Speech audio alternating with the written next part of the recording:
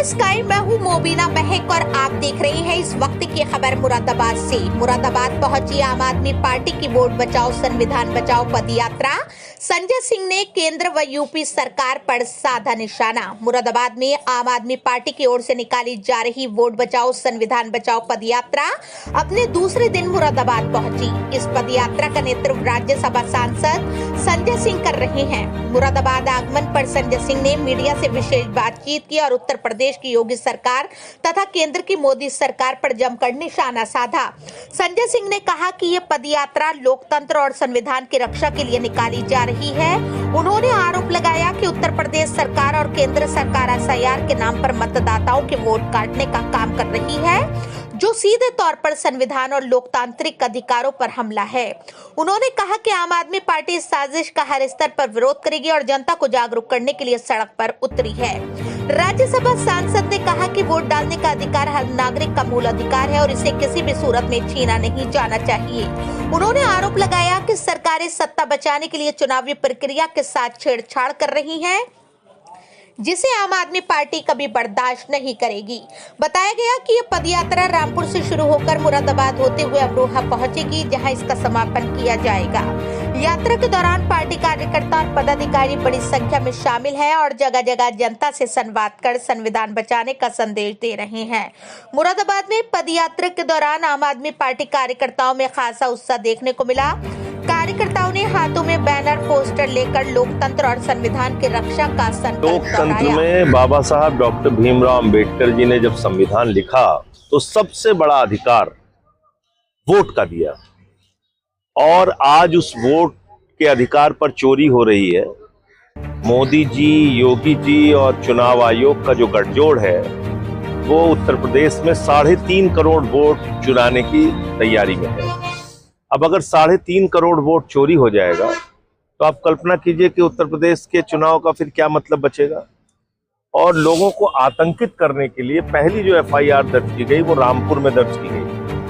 इसलिए दर्ज की गई कि मुसलमान अपना वोट बनवाने के काम में ढीले पड़ जाए। इसलिए एफआईआर दर्ज की गई कि जो पिछड़े वर्ग के लोग हैं, यादव हैं, कुर्मी हैं, जो पासी समाज के लोग हैं, जिन्होंने लोकसभा के चुनाव में बीजेपी के खिलाफ वोट किया था, तो वो डर जाएं और वो वोट बनवाने में पीछे रह जाएं।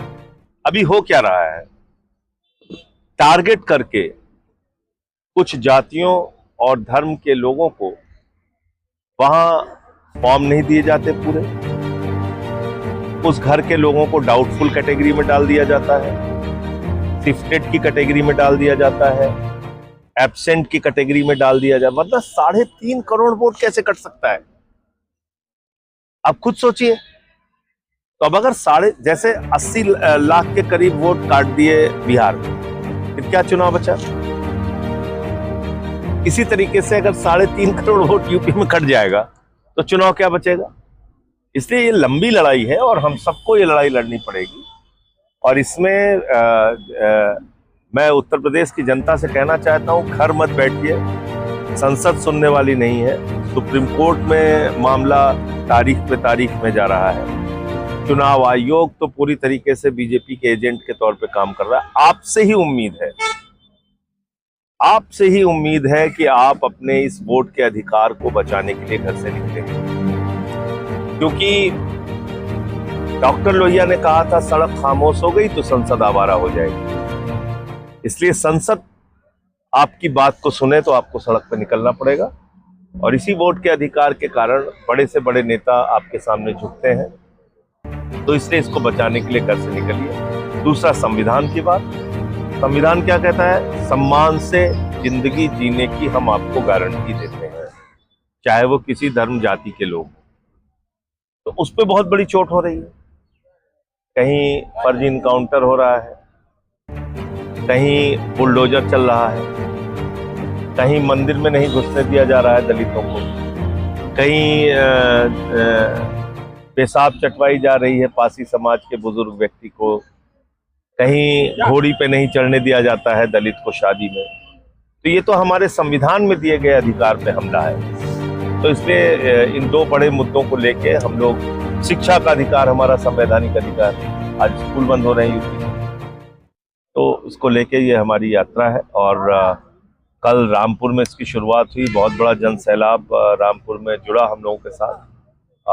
आज मुरादाबाद जनपद में हम लोग प्रवेश कर चुके हैं। इसके बाद मुरादाबाद से अमरोहा होते हुए इस यात्रा का वहां समापन। इसमें आपके साथ सहयोगी नजर नहीं आ रहे हैं, तो ये केवल आपका ही प्रोग्राम है? नहीं, उत्तर प्रदेश का आपने कहा कि जनता को उत्तर प्रदेश का मैं प्रभारी हूँ और हमारे साथ जितने पार्टी के पदाधिकारी हैं सब हैं। सहयोगी मतलब आप अगर जिस राज्य नहीं, सवाल ये है कि ये पार्टी का कार्यक्रम है, आम आदमी पार्टी का कार्यक्रम है, तो इसलिए हमारे लोग पार्टी के लोग हैं साथ।